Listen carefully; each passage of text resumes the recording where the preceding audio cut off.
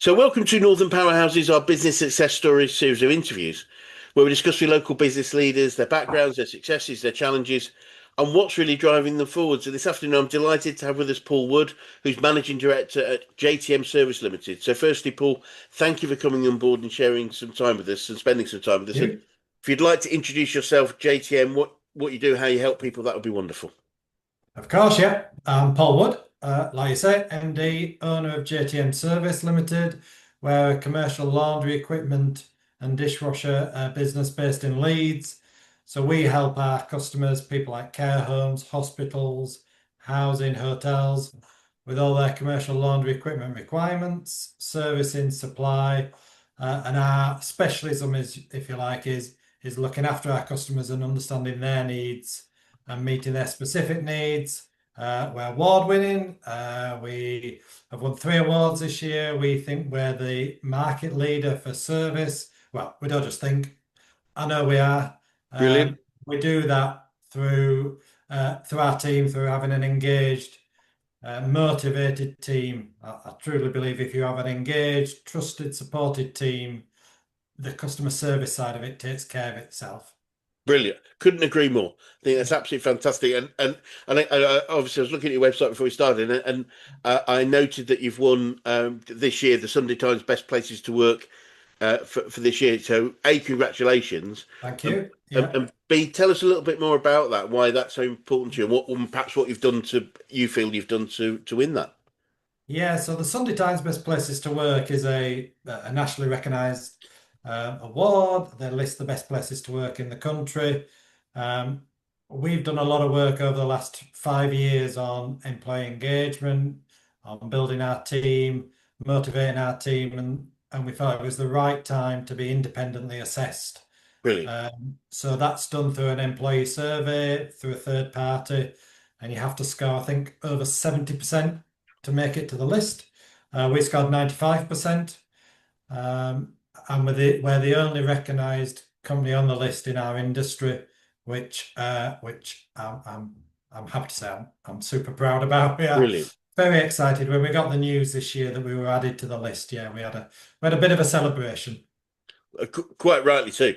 I mean, well done. I just think it's wonderful. It's really interesting as well, Paul, because over the last couple of years, we found ourselves, we do a lot of work talking about attracting great clients and retaining great clients. It's like, but we just do more and more the same principles absolutely apply to attracting and retaining great people because the people market has become so difficult over the last few years. It is. We found. Yeah, you've got to, I mean, it's really easy, isn't it? Everybody says you employ for attitude and you train skills, and it's really easy to say that and much harder to do it, isn't it? But it is Yes. true. It is true that clearly there's a base level of skills. There's no point Yes. employing an idiot, is there? But you employ somebody with a base level of skills, and then it's all about their attitude. Do they care? Do Yeah. they truly care? And if they care, I think most people you can develop and train, and they Yeah. can be a huge asset. We often use the phrase that life's a mirror, and a business is a mirror of its owner, Yeah. and the services that the business offers is a mirror of the way that staff are treated. So Yeah. really, I can see how you've Yeah. won the award and how that also helps you with that idea of the customer service side. So well done. Absolutely, and every culture, everybody's different, are they? So the right person, what I believe, what our team believe, the right person for JTM Service might not be the right person for somebody else. And in the same way, the right person for another business, there might be a great person, there might be add loads of value to that business. We just might not be the right place for them, and that doesn't mean they're a bad person or we're a bad company. It's Yeah, the right culture, the right person for each business. brilliant. Absolutely fantastic. So, Paul, maybe if we take a bit of time to look backwards for now, and perhaps you could talk a little bit about your background, how you got into business, and why this particular one for you. Yeah, yeah. So born and raised in Yorkshire, I'm a Batley lad. So for those of you who don't know Batley, very posh, lovely place. If you do know Batley, yeah, just ignore that bit. It's yeah, it's so yeah. Brought up good family unit, hardworking background. Never knew what I wanted to do, if I'm honest. Yep. So, what were my dreams and ambitions? I'm not really sure. I uh, went to university really to put off getting a job because I wasn't sure what I Yeah. wanted to do. I did law at university, and then I was looking for jobs. I applied for an accountancy job, an insurance salesman job, to work in a bank, a couple of others, and the accountancy job offered me first. Yep. So I took that. So probably not an inspiring story with a big dream as to what I wanted to be. I kind of fell into accountancy Yeah. because I wasn't sure what I wanted to do. I just knew I wanted a career. Um, so I trained as an accountant, and in hindsight, it was a fantastic base Yeah. qualification. Yeah. Um, I suppose one thing I learned over the years, I was quite an average accountant. Uh, Right. so I worked in accountancy for KPMG as a firm. I moved into Right. business, worked for BP, massive multinational organization, then moved into SMEs. I've worked in different fields like insurance, manufacturing, fire and security. And really my main skill, if you could call it a skill, is I like to stick my neb into everything. Um, I was a bit of a jack of all trades, master of none, but I liked getting involved in all areas of the business, Yep. whether it be marketing, customer service, new product development. And so my background's across a wide range of industries, a wide range of roles, starting out in finance, but moving on, and then becoming a managing director of a fire and security business was the Yep. last company I was in. Yep. But yeah, quite a variety of background. Not a grand plan originally. Fairly soon realised I suppose if I had a dream, it was to be an MD. Yeah. Somebody once asked me why, and I couldn't answer it. And at the end of it, it was a coach actually. He said, "That's fine. Actually, you don't need to know why. You've just got to drive, Yeah. and that's absolutely fine. You don't need to justify it. That's just Absolutely. something within you." So yeah, Absolutely.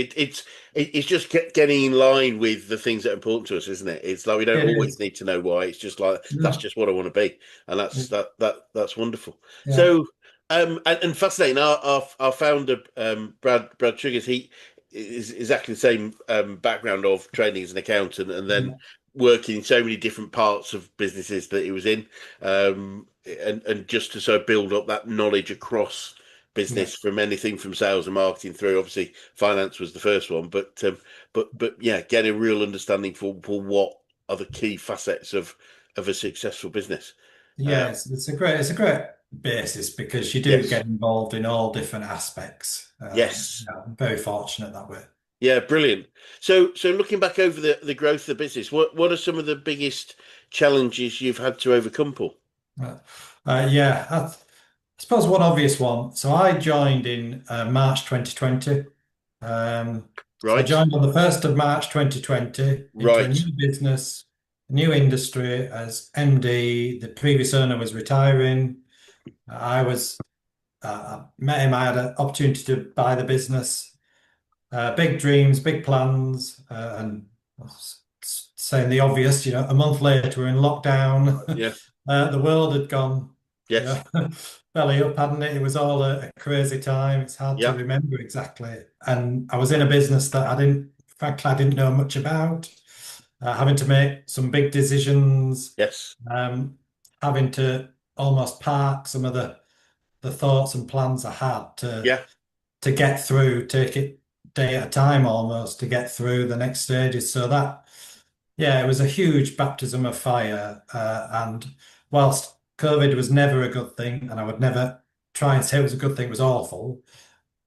Being selfish, it actually helped in many ways because I just needed to get into the day-to-day right, operations of the business. I was often there'd be just one of us in the office. I'd be taking deliveries. I'd be going out on site to help on installations. I'd be shipping parts out to people, answering customer calls, like the rest of the guys. We were all just pitching in. yeah, And actually, it was a great way to learn the business and to get to know the team.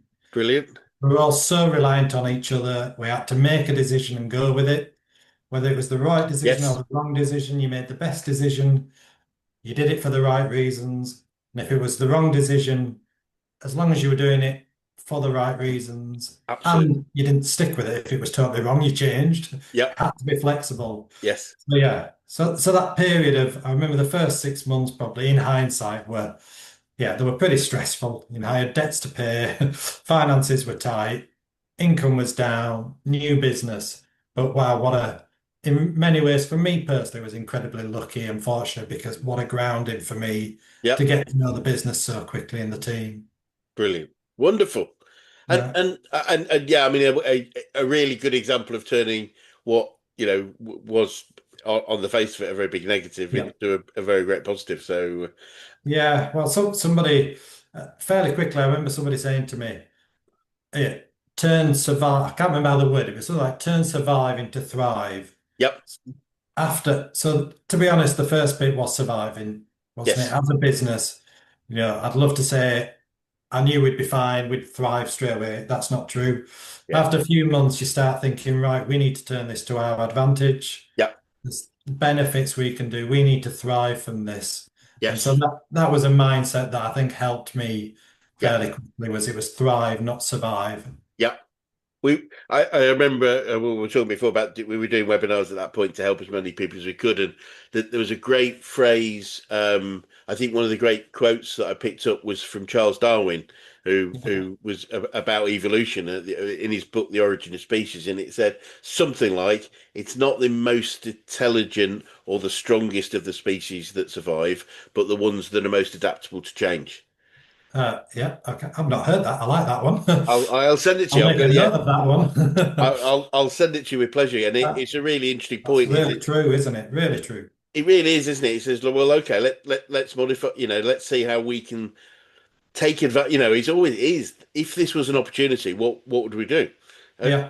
and it's a different way of working as something that's feels negative because it for so many people, understandably, had their head in the hands. And I'm guessing part of the sectors you would be serving would have the Yeah. hospitality, for instance, was obviously non-existent at that point. Yeah, we had Um, hospitality that was disappearing. We had care homes that had huge challenges, hospitals with huge challenges. So so yeah, yeah, one bit of the business shut down, the other bit added complications. Yeah, yeah, it was.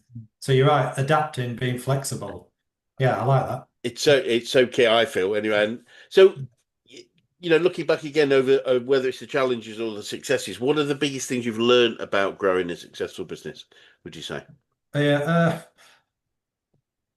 I suppose the biggest thing for me personally that's happened over the last few years, and probably linked to that period, one of the things, when do you remember we had to send everybody home and suddenly we go to a remote working basis, which we didn't have in place before. And Yeah.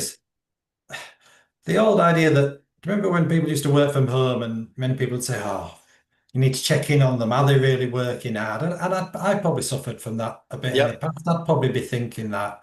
And when suddenly everybody's working from home, or in the offices, you've got no choice but to trust. Yeah. You've got to, like, and you see immediately that actually, not only are you getting everything you want out of people, you are getting more. And Yes. actually, if they've got an appointment, yeah, go off to the appointment and do it. If you're on a Teams call and the dog walks in the background or the child walks in and they join the call for a minute, it's fine. So I suppose really early on you learn that actually people generally are trustworthy. Yep. And if you trust them, you get far more out of them and you build better relationships. So yeah, I'd say again linked to COVID, I suppose. I'm probably more trusting than I used to be. I was always quite trusting, but probably more trusting, and I've reaped the benefits, Brilliant. and we've reaped the benefits of that. Wonderful, wonderful. Yeah, yeah. I mean, you're absolutely right. I mean, the stats were quite not astonishing, but were really supportive of the fact that if we trust people, the remote working, you get more. And it was interesting because people would start work when they used to leave for work, and so you've Yeah, got an extra half an hour at each end of the day when people go, well, I'd normally be in effect going to work, so why don't I just get started? yeah. Fascinating. The other thing I'd say about trusting people, my personal opinion is, if you mistrust people, if that's your starting point, and I'm sure we've all worked with people whose starting point is lack of trust, Yes. and then people have to prove themselves. Yeah. I think that's a lot more stressful as a way of life Yes. And I think it's a lot, I'd be a lot unhappier. I think if you trust people to start with, on occasion you'll get let down. That is Yep. life. But 99% of the time you won't. The Yes. relationship will be better. It's less stressful. Life's just happier. I, So I always try and start from a position of trust, I think. I 100% behind you on that one. I always say, you have my trust. Um, you earn my mistrust, if that makes Yeah. sense. Yeah. Rather than the other way around. You have my mistrust. You have to earn my trust. It, Yeah. it's but the other one I picked up several years ago, on it was some form of management course, I think, and I love the phrase. It was an American lady, and she said, "Trust but verify." Uh, Right. Yeah. and the phrase, the example she used, which I love, was she said, "Well, you want to believe your teenage son or daughter is staying overnight at their friends, but you might just want to ring the parents and just check they got there Yeah. okay." And Yeah. and, Yeah. and it's just like it doesn't have to be heavy-handed, but it's just just a No. little bit of verification. I think is pretty Yeah. good. Yeah. But the results are often the verification, so Yeah. that's cool. Yeah. But the verification is starting from a basis of trust. But yes, Absolutely, you verify it, but you're not going, I don't believe them, so therefore I'm double absolutely. checking everything. It's Yeah. it's a lighter touch, isn't it? Oh, I'll just check. Yeah, I'll just do a little bit of checking here and there. Um, and Paul, I think you're aware we're a business coaching Yeah. organisation. So I'm keen to know you referenced one earlier. I'm keen to know who the best coaches you've worked with, whether that is business, sport, life in general. Who's had the biggest impact on you? Um, so I can answer that quite easily because it's one guy, a guy called Nick Bates.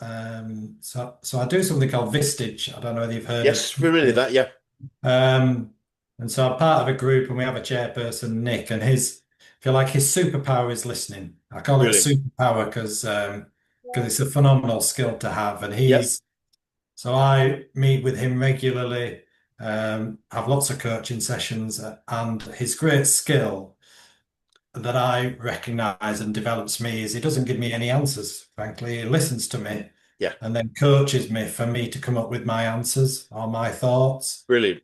And so I've learned, yeah, so much there's lots of models out there that are really good. So I use a couple myself when I'm trying to coach and things. But yeah, the key skill I think is listening. And Nick, Yeah, it somehow manages it where I get to the end of the conversation, I've got a plan. And he suggested none of it. Yeah, yeah, I started not having a clue what to do, and at the end of it, I've got a plan, a way forward. So yeah, Nick's brilliant. a real inspiration to me. Brilliant. It's a great example of coaching, but coaching not. My suggestion is consulting is telling people what to do. Yeah, Sometimes that's required. It's like there's a that. time and a place, isn't there? Yeah, Yeah, because it's you've got specific specialist knowledge in this area. Tell me what the best way to. Brilliant. yeah, But absolutely. coaching is as a discipline is totally different. It's helping. For me. It's the belief and understanding that we've probably all got inside us everything we need. The Yeah, coach is just there to help us get it out of us. If that makes sense. absolutely. And I think with work, I try and adopt, even if I'm not thinking about it, I try and adopt the coaching mentality more often than not. Easier said than done sometimes, isn't it? When you think, Yes. I know the answer, I know the answer. But if you tell people rather than coaching them and letting them come to their own thoughts, one, their way forward may be at least as good as yours, if Yep. not better. And two, people don't develop if you're telling them, if No. you guide, you're guiding them as to what to do, whereas actually people, I know for Absolutely. me personally, if I make my own decisions and I've come up with them myself, and if I make my own mistakes, if I learn Yep. from mistakes, I become much better. So yeah, coaching Brilliant. is, yeah, it's an undervalued skill. I think it's huge. I think it is, and it is difficult, and it's. I think the challenge of lots of people, especially in the sort of this sort of arena, is the feeling that I have to justify my value of by Yeah, telling you stuff, if that makes yeah, sense, rather than just say no. The skill is in. And there was a great example actually years that we often use about coaching, which was about Tiger Woods, the golfer. yeah, And at the peak of his powers, and he'd won, he'd won just about everything there was to win, and he sort of had this reflection about for about 18 months. He had this reflection and said, "Well, look, I'm the best golfer in the world. Nobody's better than me. What can any coach teach me?" And yeah. so he literally sacked all his coaching team and said, "I'll just Right. do myself." And for the next 18 months, didn't win another. trophy. Yeah, And he came to the realization that the coach wasn't there to be better than him; it was help him to be the best he can be. yeah, And yeah. I think that's That's a great way to word a coach, isn't it? To help you be the best you can be. Yeah, that's a coach's role. that is the coach's role. And I think the other one I love was I think Usain Bolt was asked a similar question. They said, "Well, you're fastest man in the world. No one can run faster than you. So why do you need coaches?" And he had many, and he sort of I think flippantly said, "Well, one of them just stops me eating chicken McNuggets." So Well, we can all do with a coach like that, yeah, couldn't absolutely. Well, yes, we? yes, me, yeah, yes. I'm in that camp. And whether it's from Nick, your coach, or any other learnings that you've had. Do you have any favourite quotes or sayings you have about business or success or life? Yeah, I do love a quote. Me I'll be too. honest, there's probably quite a lot. What have I used a lot? So I don't know whether I can say this or say it, and you can tell me whether I can or not. Have you heard the "I'd rather have a hole than an arsehole" saying before? Yeah, with regard to people, yeah, With people. regards to people, so I always think of that when we're recruiting. You know, when you're Yes, desperate for somebody, you think, I just need a body, and it always works out badly if you just choose yes, the first person or anybody just to fill a role. So, yes. yeah, an old boss of mine used to tell me that saying, and it's always stuck in my mind I, that the principle, yeah, if love they're it. not right, they're not right. I absolutely love it. The cost of having the wrong person in place is way more than the cost of not Yeah, having the of having nobody. short-term challenge of having the space Yeah. far outweighed by the long-term benefits of waiting for the right person and finding the right person. Yes, I, Yeah, I remember doing some recruiting for my business, and I had a colleague come and just help and support. And one thing he said that stuck in my mind that's always been there is if the person you're going to select is not at least an 8 out of 10, yeah, then you're better off just moving on and doing yeah. another recruitment process. It's just like don't recruit somebody just as you said just because they're there. And it's always stuck with me that, and it's helped a lot of people to work with. It's like there's got to be an 8 out of 10 or more. Um, Well, I remember it's similar to the Goldilocks principle of recruitment that I remember a recruitment agent once telling me that they'll give you three CVs yep. because two of them may be rubbish and the third one may be not much better, but suddenly you're comparing it to Yes. two who are not so good and you think, oh, Yeah. that's the right one, and actually they're still not the right person. And in the same principle, you could get one Yeah. applicant only, and if they're right, Yeah. you need to have the Absolutely. commitment just to go for it because they're right. Absolutely. Yeah, I couldn't agree more. It's just it is the applicant on their own merits rather Yeah. than in comparison to other people. And on a similar note, Paul, do you have any favourite books or podcasts on business or success that you can recommend? So I'm not a huge book reader for business books, but I prefer listening. So when I'm Yes. driving, I prefer listening. One of my favorites would be Good to Great, Yep. Jim Collins, Great. um, the hedgehog concept, level five leadership. So yeah, the principle that so the hedgehog concept, which is, stick to what you're good at, which doesn't mean you never diversify, you don't do other things, but it's what are the things that make you who you are, Yep. that make you great, and that should be the basis. So don't suddenly go and do something totally, Yep. totally different that doesn't isn't based on the things that you're really good at. Yeah.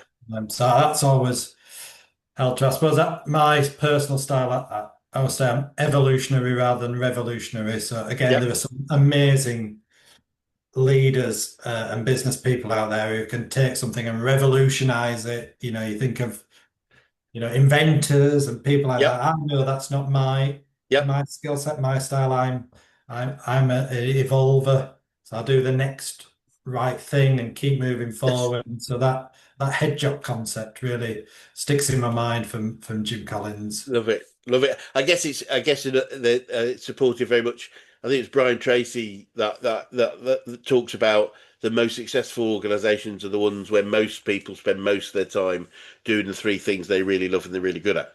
Yeah, And so absolutely, and that's another big thing for me is doing what you love, doing what yes, you enjoy. I saw quotes. I was running on a treadmill, which I don't do that often. So now let me just pretend I do it lots and lots. I was running on a treadmill in the gym a couple of weeks ago, and on the screen with some random quotes, and one was from Simone Biles, the gymnast. Yes, Said something about the best way to stay fit is doing exercise you enjoy.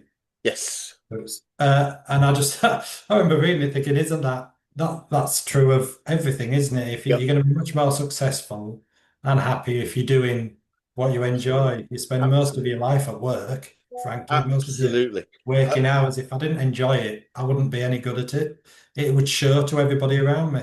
Yeah, yeah, and it's really interesting because I catch.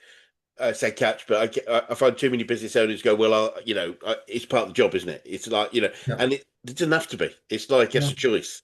It's like just let's not use that excuse for not finding somebody else for which the thing we hate they'll love because there's always yeah, that. There's always absolutely. somebody. Everybody has their own things they love. Yeah, and usually if they love it, they'll be a hell of a lot better than you at it as well. 100%, 100%.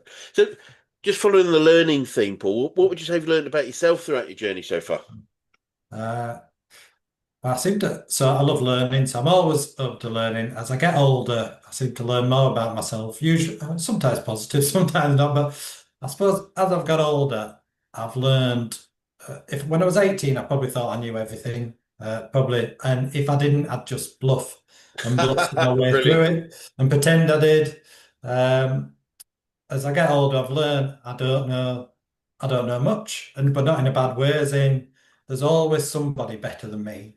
There's always somebody who knows more than me. There's a saying, isn't there? If you're the cleverest person in the room, you're in the wrong In your room. own room. And Absolutely. that's I like that one, and I know that everything I do, there's usually somebody better than me. So my old boss he had his own company, and I worked for him, and he used to say he tried to make himself redundant in every role. Yep. So he started off as a one-man band and then employed an administrator, somebody to do Yep. payroll, an engineer, etc. And he'd always employ somebody better than him in that role. And that stuck with me. And that's certainly something I've learned that actually if you surround yourself with people better than you and accept that they're better than you, that is not a weakness, that is a strength. Yes. And Absolutely. yeah, and so my aim is always, I find it quite easy, but to employ people better than me um, in various different roles, and we're much more successful because of that. And it's funny you say that because our the key definition we have an action coach of a true business is a commercial profitable enterprise that works without its owner. Yeah, yeah, yeah. That's a great one. That's definitely true. I know that if I'm not here for a few days, I'd like to say if I wasn't here for too long, they'd miss me. But yeah, if I'm not here for a few days, the business is yeah, the Great. business is absolutely fine. So yeah, I think that's a really good saying. I think it's really important because it even if ultimately there's something specifically I love or I'm good at and I just want to keep doing forever, that's Yeah, fine. But the rest of the business can operate, or at least if I chose then one day to say not doing it anymore, the business can keep going and cope. But unfortunately, too many people sort of become embedded, and then yeah, it becomes a trap because yeah. embedded because they love it, but all of a sudden, what happens if you stop loving it? And Yeah, that absolutely. And that's the key. people want to. I find people do want to make decisions. They do want to have responsibility. And if they're totally reliant on me or any leader for it, then people will stop making decisions and stop Yes. doing the right thing. So Yep. yeah, absolutely. If the business can run without me in it day to day, and my role is then, there is another saying, sorry to quote another saying, I'm trying to remember who it was, but it's something like, uh, the team's job is to serve customers, the leader's job is to serve the team. Absolutely. And therefore, if I'm there to support the team, engage the team, trust the team, celebrate the successes, that's my role. And Absolutely. yeah, let them and actually get out of the way when Yep. they're doing what they need to do. Don't be a hindrance because I will be often if I'm in the way. Let them do what they're good It, at. especially if you've employed people better than you what they do. It's just like Absolutely. we become the sticking point. So Yeah. Yeah. let's take a step back. Let's take a step aside. Just let them get on with it. Absolutely. Yeah. I couldn't agree more. Agreed. So, Paul, looking forward then, what does the future look like for you guys, and what challenges do you think you might face, if any? Yeah, well, we'll definitely face lots of challenges. And when I'm saying that, yeah, you must always enjoy your job.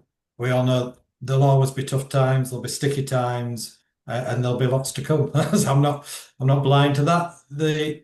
We've grown over the last 5 years. We've grown over 10% a year. Our team's grown. We've won awards. We've had a great time. We've grown our customer base. So it's keeping that momentum going. Because what we previously we were a lifestyle business. We had a great reputation as a business for customer service. Yep. We were previously an owner-managed business, and it was run as a lifestyle business. Yes. Different style where it was the owners was the decision maker. Yep. So we've transformed the business into a more dynamic, growing business, Yep. more employee-led, where it's more about employee engagement, and through that deliver customer service. So one of the big challenges is to keep that momentum going as we grow. Like all businesses, it's almost easy as a SME, as a small business, you know everybody. Everybody knows you. You can have personal contact relationships with everybody. As we grow, that's going to get harder and harder. So it's keeping that small business mentality and relationships whilst we grow into a bigger business, I think Brilliant. is the challenge, and not become. There's some great big businesses out there. That's not we're not a big business, we're an SME, but there are some phenomenal big businesses that we can learn from. But I don't want to be a big corporate. We want to be intimate, friendly with our customers, have great employee engagement, have relationships, give that service. And if Yes. something goes wrong, the customer can pick up the phone and we can respond. You mentioned earlier about being flexible, adaptable to change. Something happens, we want to be able to respond straight away. So it's keeping that whilst we're growing, which I know will not be easy. It's easy to say. I know that will be a challenge, but that's our aim. I think no, it's bang on. I find too many people to often talk about I don't want to be we don't want to become too big because then the culture will change. Yeah, And but for me, and I say this to him, I say, look, your job becomes the champion of the culture, and if you keep the culture, the business will grow because of the culture, not in spite of it. And yeah, if we maintain the culture, we can get as big as we choose and still be the same business. yeah, If we focus on culture, it's only because historically people have been in businesses where, for whatever reason, they chose to move away from the culture that got them where they want to get to. yeah, I really can't understand it myself, but it's not a function of culture. Isn't a function of growth, and size. We can still do it, but yeah, it takes focus and attention to it. I think, and that's the job for me of the owners and leaders. yeah. No, I totally agree. I think you've worded it better than I can. I'm gonna use that wording, but yes, I think everything starts with culture. If you have the right culture. I remember when I started asking the guys what are our values. And I got that classic responses. Oh yeah, we've definitely got some. Let me have a look. Yes, Looking through the drawer. absolutely. They're in the cupboard. Yeah. Yeah, they're in there. Let me find our values. It was like, yeah, that we don't have values if we don't know them. And then understanding from the team what we thought our Yeah. values were. We need to live and breathe them. That culture piece, yeah. So I totally agree. My role is ensure to ensure that culture is at the forefront of everything we do. And yeah, customer service, growth, everything follows from that. It's so I think it's just so important because it's like that's the secret to your success. Therefore, if we champion that, keep it, then success continues to any size. I think unfortunately we're all aware of large corporates that clearly have moved away from a culture they might have had many years ago, but now have no interest. And I won't mention any names. Yeah. I'll start ranting. So we'll move on to that one. Yeah. Paul, I'm keen to know what you say to anyone that's thinking of going into business right now. Okay. Uh, so I would say do it. Brilliant. So first, do what you think's right. I often think I'd give people lots of advice, but then the first thing I'd say is, but you don't have to listen to what I say. Do what you think is right. So Yep. that be first. But yeah, definitely do it. I'm not a doom and gloom. You mentioned earlier about optimism, and I think optimism is undervalued. Yeah. I think you are what you act, and so if you're optimistic and positive, um, I think that's a great first step. I don't think the world's a disastrous place. If you read the newspapers, you hear doom and gloom. If you, it's like that's not the reality. There's loads of that's not to downplay. There's lots of people in difficult situations, lots of stuff. But for a Absolutely. business, if you focus on doing the right things and you're passionate about it, there's lots of success to be had. Absolutely. SMEs, you'll have worked out, I'm a big fan of SMEs. I work in an SME field. We're an SME. I love it. 90% of businesses in the UK are SMEs, Yeah. biggest employers, and we can be really flexible. We can react quickly. And if you've got a niche, you've got a specialism, whatever's going on, at economic level, whatever the government Yeah. taxes, whether you agree with them, you don't agree with them. Frankly, I don't think they have as big an impact as people say they do. We focus on what we can do, what our customers need, what our team want to do. And if you do that, you can be successful in any field. So yeah, Brilliant. if somebody wants to be in business, yeah, I think you'd be crazy not to be. Brilliant. I guess I'd say do something that you enjoy. Yes, Would I be think the that's key. really, really key. And it's interesting you said that there is another group on quotes a lot today, but I think it's Walt Disney many, many years ago. He said his quote was something like, I'm told there's a recession happening, but I've chosen not to participate." Yeah, I like that. Yeah, It, that's good. Yeah, and and, once you can't ignore everything going on in the economy, no, but it shouldn't define you. abs Absolutely. absolutely. And I think it was interesting. I've had a couple of people actually over the last couple of weeks say, what's your given you work with lots of different businesses, different sectors. What's your view of how business, what's the sort of sentiment, if you like?" Yeah, And it was only when I asked the question, and immediately said, "Well, it's really interesting because most of the people I speak to are doing really well." yeah, But then I realised, or I said, I think probably because I and we as an organisation tend to attract positive business people. yeah, The people we're speaking to are primarily positive, so we don't see it. And again, like you said, I totally acknowledge that there are challenges out there, but I really do believe that success is about the mindset we have. And any business, especially a SME business, probably addressing a tiny fraction of the market they could grow into, can yeah, grow in any circumstance of recession. There's always more absolutely. business to be had. Yeah, yeah, and there's always opportunities. You just got to go for them and be positive. The part of my role, I think, and any leader's role is positive, optimistic management. I've heard it called as in somebody. I remember, Nice. no, sorry, it's another quote I'm going to come up with. Somebody talked to me about shadow of a leader. I don't know whether you've heard that saying I'm not before. sure I And have. the idea that you without trying, you will influence everybody around you. So if Yeah, you walk in looking miserable with steam coming out of your ears, everybody's heads will drop. If you come in with a big smile saying good morning to everybody, everybody will smile. And that's a really basic level, but you'll have an influence on everybody around you without trying. And completely so agree. if you're positive, optimistic, that will spread. And so yeah, I think it's a huge benefit. But, you're absolutely right. I often say to people, you can't not communicate. No. Whatever you do, whatever you say, how you walk into a room, even if you don't actually say anything, that makes a difference. And as a leader, we have to be your reflection of the business. So, Yeah, definitely. um, now you said earlier that as an 18-year-old, you probably knew everything, but a final question would be, what would be the best advice you could give an 18-year-old you if you could go back in time and do it, and they were to listen? Okay, that's a good question. Yeah, I'd say what would best advice? Uh, this might be a bit of a gap. It's saying I wouldn't give myself advice, but I'll explain it, and then you might say Yeah, that's a rubbish answer, Paul. But I'll go with it anyway. it's In good. that one, I wouldn't have listened, but if I was going to listen, I think the best way to learn is to have a go and make mistakes. I'm not saying deliberately try and make mistakes, but yeah, to be scared of making mistakes. I've learned far more in my life, and I'm sure most people have, from the things I've got wrong Yeah, to where I've failed, when I've made a mistake, than when I've got it right. yeah, Uh, and therefore, if I was going back to give myself advice and the advice was to do something differently, then actually I probably wouldn't be where I am today.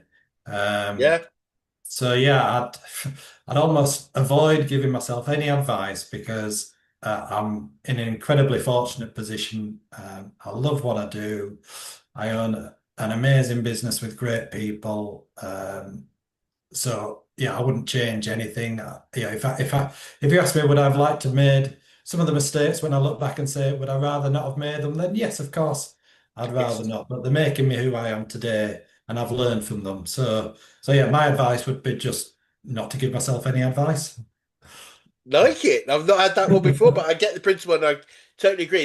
Again, it's funny you say that. So I remember our founder Brad, who's a very very successful guy. He said to me many years ago. He said he believed he was.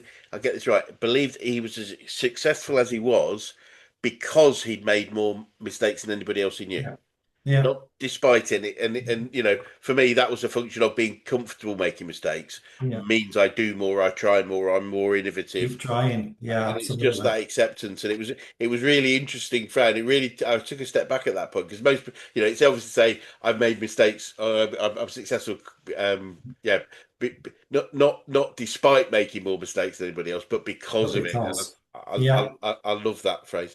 yeah, I think that's But right. it's been fascinating to talk to you today, and I really thank you for your time. And for anyone that's watching that would like to get in touch with you or JTM Service, what would be the easiest way of doing that? Yeah, so drop us an email. Do you want to say my email address or phone Yeah, number? please do. Yeah, yeah. Yeah, so paul.wood@jtmservice.co.uk. The office number is 0113 257 222 1. If you just Google JTM Service or Google me at JTM Service, you'll find us. We're on all socials. So, and if anybody would like to speak to me, yeah, that would make my day. I'd be delighted. Oh, wonderful. Thank you. Yeah, no, that'd be great. Well, look, we wish you obviously the best of luck moving forward, and it'd be great Thank to you. swing by another 6, 12 months and maybe just catch up and see Yeah, where the business is going and maybe trade a few more quotes. But for now, yeah, no, definitely. Yeah. And thank you very much, Chris. I've really enjoyed that. me too. Thank you so much. Right.